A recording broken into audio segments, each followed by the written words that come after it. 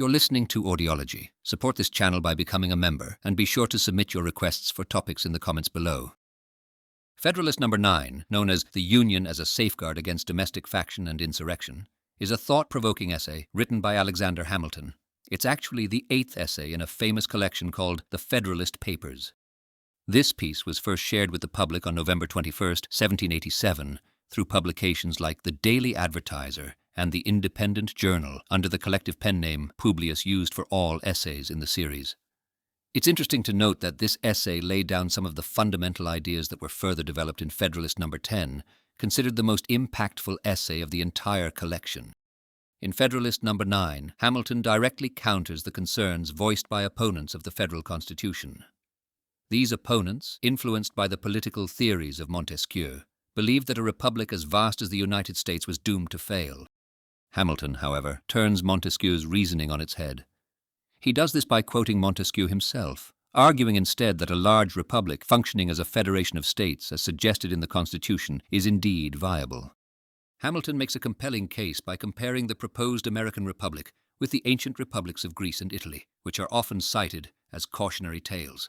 Unlike these ancient states, Hamilton argues, insurrections in one state within the American system could be effectively managed by the others, thus preventing any single act of tyranny from overtaking the whole country. Publius starts off by making a case for why the American states need to stick together. He points to the downfalls of the ancient republics in places like Greece and Italy as a cautionary tale, challenging the naysayers who doubt the viability of republics. He's quite optimistic, believing that advances in political science can pave the way for a successful republic. Plus, he highlights how history has shown that states coming together tends to work out well for everyone involved. Then, Publius tackles a big argument from the opponents of the Constitution, which is something Montesquieu, a well-respected philosopher, had suggested. Montesquieu had posited that small republics are better at keeping tyranny at bay. Publius counters this by pointing out the American states are just too large for this logic to hold up. He warns that following this line of thought would mean breaking up the states into smaller commonwealths, which would likely end up fighting among themselves. But Publius doesn't stop there. He cleverly uses another one of Montesquieu's arguments to turn the tables on the Constitution's critics.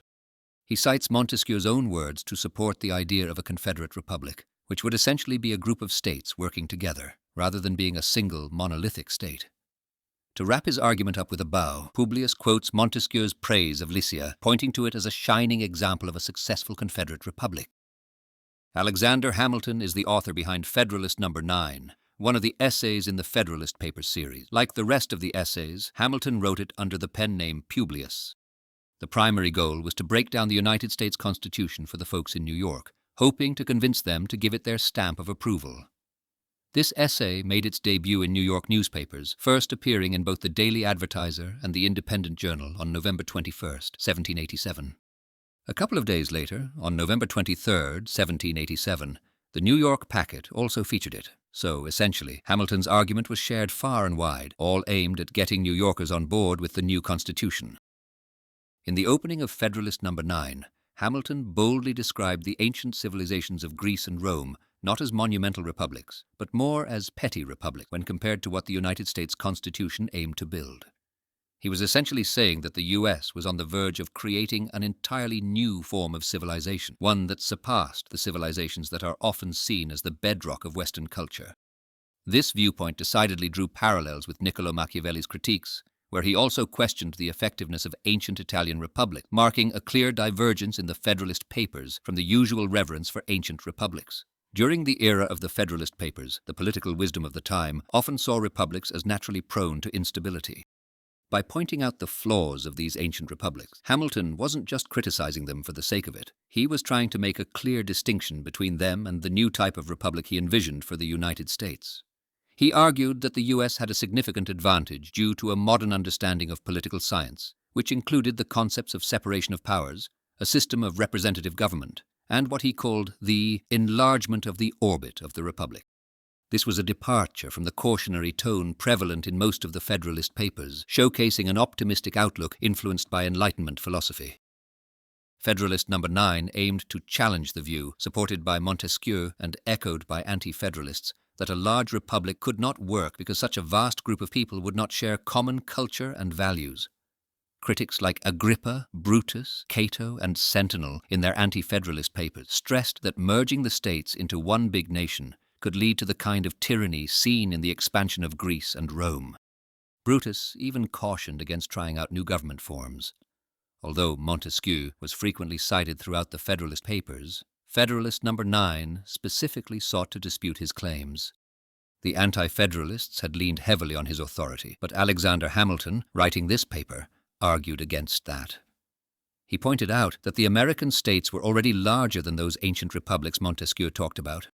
Hamilton contended that following Montesquieu's logic to its end meant that the only alternative to becoming a huge, unwieldy republic was to break down into many small entities, which would inevitably lead to monarchy. Interestingly, Hamilton used Montesquieu's own words to argue for a union of the states. He quoted Montesquieu's idea of an assemblage of societies as aligning with his vision of federalism. Moreover, Montesquieu's praise for the Lycian Confederation, with its cities of varying sizes and strengths, was presented as a model similar to the proposed United States under the Constitution. Hamilton talked about striking the perfect balance between avoiding chaos and dodging tyranny, emphasizing that the new form of government in the United States was poised to achieve this balance like none before. He pointed out that one of the key goals of this proposed government was to keep society stable and safe from the threat of ongoing military conflicts between states. Drawing from Adam Smith's ideas, Hamilton believed that such stability would benefit everyone, as it would create a conducive environment for economic prosperity. In Federalist No. 9, Hamilton's stance on a strong central government was somewhat softer compared to his earlier writings. He differentiated between a united federation of states and a singular, powerful state.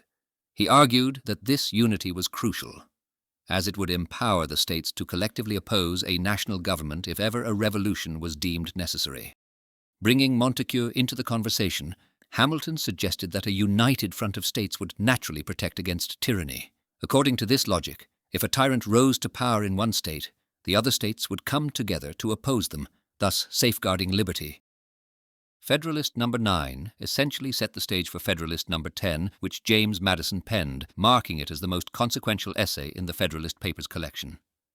In No. 9, Hamilton introduced the idea of enlarging the orbit, a concept Madison further developed in No. 10 by referring to it as extending the sphere. John Quincy Adams later characterized these two essays as competing scholarly works on the nature of factions and how to mitigate them, noting that No. 10 tackled the issue more head-on. Following his effort in No. 10, Hamilton continued to explore how the government could control harmful factions in several other essays throughout the Federalist Papers. In Federalist No. 14, Madison tackled the debate on the optimal size of a republic, arguing unlike a democracy, which must be small, a republic could be of any size. This was a direct challenge to anti-federalists citing Montesquieu.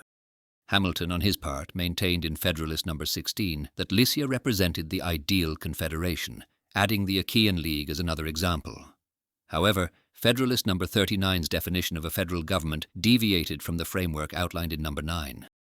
The discussion didn't stop with the Federalist Papers. Other supporters of federalism debated the relevance of Montesquieu's thinking to the American context, arguing against the direct application of European philosophies to the US and pointing out that ancient republics missed some fundamental American republicanism values.